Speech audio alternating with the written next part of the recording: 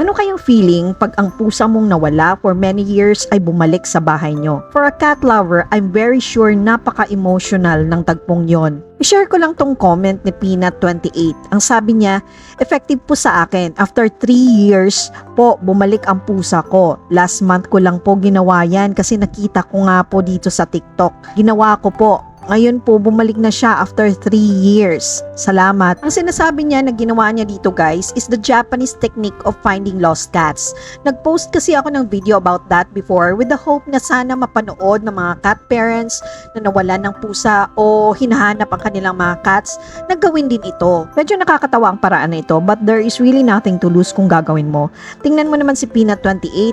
After 3 long years, nakita niya muli ang kanyang pusa. Ang method na ito involves ang pakikipag-usap sa mga street cats sa neighborhood. Kausapin mo sila tulad ng pakikipag-usap mo sa tao. Sasabihin mo daw na kung makita nila ang pusa mo, pakisabi na umuwi na siya. I-describe mo ang itsura ng cat mo sa kanila at kung ano man ang palatandaan. Maraming nagsasabi na effective ito at na-amaze ako na maraming mga cat parents ang nagsasabi na totoo nga. It just shows na matalino talaga ang mga cats at naiintindihan nila tayo. I don't have personal experience about this pero ginawa ko na to sa mga cats ko kapag pinapahanap at pinapauwi ko na sila para kumain. May ginawa akong isang video tungkol sa pusang si Melo at si Chuchay. Si Melo ay nahagip ng isang van. Nabuhay to pero sugatan at nakita ng may-ari na tumakbong palayo. Hindi na nila nakita ang pusa. So, ang ginawa ng owner was kausapin ang mga street cats kung nakita nila si Melo. Isang araw, may isang street cat na pumunta sa bahay nila at meow ng meow. Lumakad ito at sinundan ng owner. Dinala siya ng pusa kung saan nakita niya si Melo na hinang-hina. Dahil sa street cat na yon, na-save nila si Melo at ang street cat naman ay pinangalanan nilang Chuchay.